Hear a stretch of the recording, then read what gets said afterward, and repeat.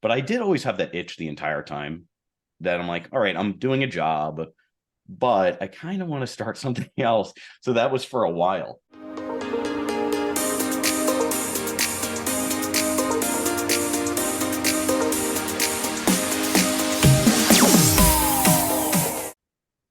Here we go. Welcome back to That Entrepreneur Show. Vincent A. Lancy here with another lights out interview ahead. I'm encouraging everyone to not give up on your cold networking and your cold messaging, your reach outs. That's how I get in touch with a lot of my guests, and you never know what can come from it. We were just talking behind the scenes about some potential overlap, maybe with some new work I'm doing with the podcast production services here. I'm excited to dive into his journey. He's a guy that started young, 19 years old, into the entrepreneurial circles. Now building teams all around the world. Coincidentally, in my backyard here in Tampa, he's in New York, where I'm from. So I'm excited for this one. Thank you so much for stopping by. Thanks for having me. I'm real excited here because of not only your passion, I felt that right away, but because of the learning lessons that you can share. You've been through a lot. Let's start with why you got into entrepreneurship back at 19 years old. Well, I'm definitely well older than 19 now. So the current company I'm doing is started about 7 or 8 years ago, right? But when I was young, um, I just wanted to start a company. I don't know why. No one in my family ever had, none of our friends ever had, and I just maybe I read about it, maybe I heard about it. I just sort of wanted to. So I was a classic kid mowing lawns in the neighborhood and stuff like that early on, and then in college I made my way into affiliate marketing, and that's when I was about 19. I'm like, oh wow. And I'll never forget the first time I actually made money online with this affiliate marketing, setting folks to different products and things like that, like a blog sort of basic thing. But this is years ago. And I remember the first time I woke up in the morning and I made money while I was asleep. And I'm like, wow, you could really like detach your own labor and efforts from income, right? And this is the only way to do it. Because my other option back then was working at the grocery store by the college. So it was either that, and there was a Walmart by the college too. Either the grocery store, the Walmart, where would be making minimum wage, which is fine, or this. I'm like, I pick this if I could make money while sleeping. I think that's incredible. I can certainly picture myself back at those days where what am I going to do to earn money? But you mentioned affiliate marketing. For everyone out there who is not familiar with affiliate marketing, please share. Well, I think you know it if you see it. If you know it, you will see it in real life. But if you look up any recipe or product review or anything like that, Google often brings up these results. Frankly, I don't like it. I think Google is there's a lot of spam that Google lets through where you look up a product and you see this thing where the person starts off the article, well, let me tell you a backstory here. And it's just words for Google to be like, oh, this is trustworthy. Anyway, ultimately, there's a review in there and about a product or whatever. When you click the product, it links you to the website. Maybe it's Amazon or whoever other sells it. And the affiliate makes like a small amount. So basically, what you're doing is you're driving traffic to someone selling something online, some kind of product. For me, back then it was like consumer electronics, but it could be anything. And most of those websites are affiliate websites, and you're basically sending traffic there. And it's a way that brands and companies market through just thousands or millions, hundreds of thousands of people that have these little blogs that send traffic there. I appreciate you sharing all of that. Everyone out there, get involved in affiliate marketing. It's something we're trying to grow more here at Left for Dead Inc. But I want to take you back. You mentioned, and I appreciate you sharing when you first got started, that early hustler mentality, the lawnmowers, all that. I was there too. What was one of your big learning lessons from this time period? A new entrepreneur finding his way through life. What was one of your big takeaways at that point? Well, I wanted to take that into so I had this basic thing in college, and I actually shut it down when I graduated. Heavily influenced by my parents. I actually majored in accounting. And so which is like the opposite of often of entrepreneurship. So majored in accounting and look, got a very good job offer. And so I stopped doing that. And frankly, I'm actually glad I did because I got some real world experience how companies actually work before then getting back into the entrepreneur. But I did always have that itch the entire time that I'm like, all right, I'm doing a job, but I kind of want to start something else. So that was for a while. Yeah. That's what so I got my CPA. I worked at a large consulting firm, a couple other things. So if there's a lesson, I mean, I think it is good to have some experience, but in hindsight, let's say I stayed the course and I wasn't risk averse, could have worked out really well as a very young kid starting something out potentially, because I think that one of the most important things in entrepreneurship is just staying the course and working relentlessly, and things do compound over time. But I It can't regret is. where I'm at today either. So Of course, and it is easier said than done to stay the course. You'll want to quit more times than you want to eat throughout the day, but you have to find a way to keep pushing through. That's great advice there.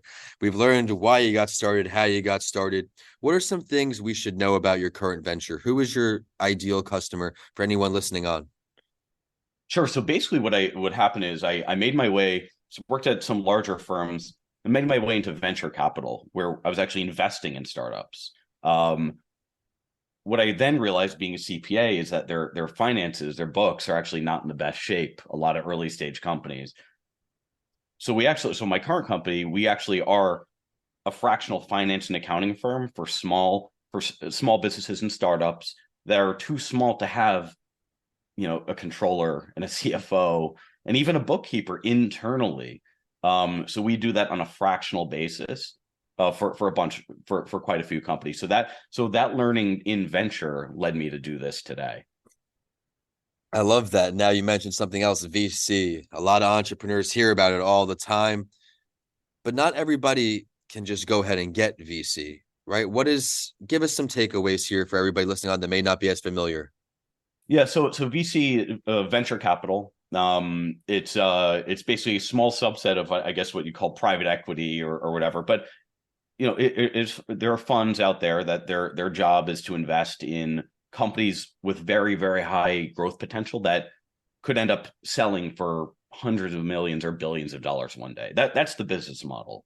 And that's the intent. It's not meant for every company. So frankly, I think a lot of small businesses, it's depends. Like, for example, we did not take venture capital because we're a service company. I think there's sometimes you need some backing anyway, but there is a different there's different opportunities and different routes for different types of companies. So venture capital is primarily for companies that are often software, something that could scale very, very quickly and get very, very large. And that's the primary purpose of it.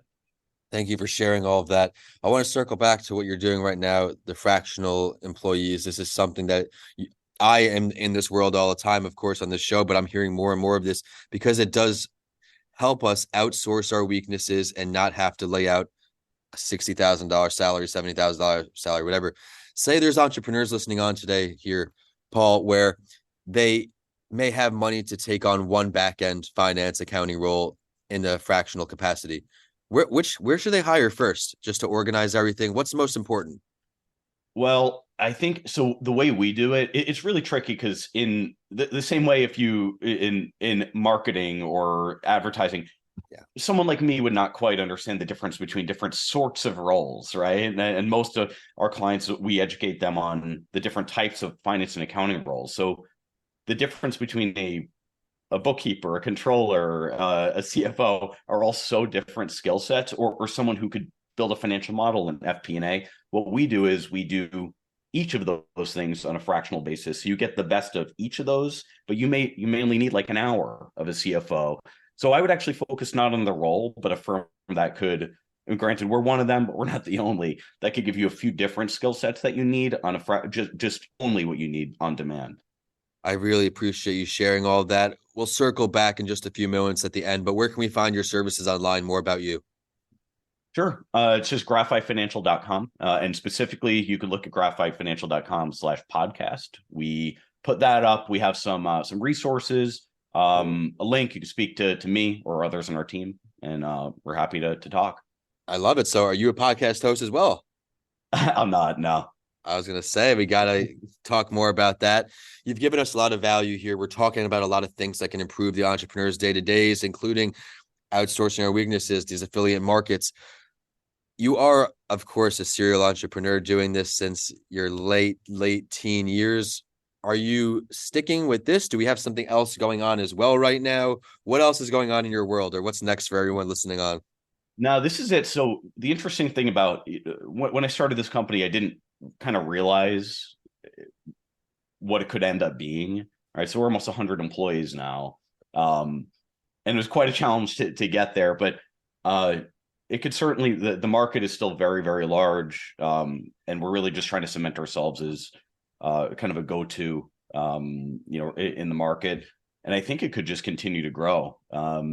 So really just staying the course, like I said at the beginning, staying the course, seeing where it leads, without insane expectations, right? It'd be great if things continue to go in the right direction, but we believe in a few things, are principled about that, and I think as long as we just keep doing those things, we'll forge ahead. I certainly agree. Well, I want to congratulate you on all your success so far and all that's yet to come. If you were to expand your company into maybe a different capacity, we have financing, we have accounting, what would it be? Not saying you're going to do it, but what would it Oh be? man, that's great. So I'm very principled about, I only want to do things that our clients are actually asking us for, right? So we Great lesson learned there tax, for me. so tax was something could be, and because we did try that before, and I'm like, we could do this or that, and so not what we're known for, not what we're good at, and I'm like, I don't want to be in a situation where I'm kind of shoving a new service down our clients' throats that they don't want. Um, Mm-hmm. they ask us for certain things. They ask us about, tax was a big one. Some HR related things, and I think that ties to kind of back office and finance. So probably something there to come. And I'm not being cryptic. Like we're thinking, really just starting to think this stuff through. I love it. Well, I look forward to seeing all you're yet to accomplish. Everyone, be sure to go ahead and check out his website right now. That is one more time. Graphitefinancial.com/podcast. All right, everyone, be sure to go check out all he has to offer. The show is at That Entrepreneur Show on all social media, thatentrepreneurshow.com. And I am at Vincent A. Lancy on all social media and YouTube. Be sure to give a subscribe on the YouTube channel as we are putting out more podcasting info and interviews. With that, we are signing off. Thank you so much. Thank you.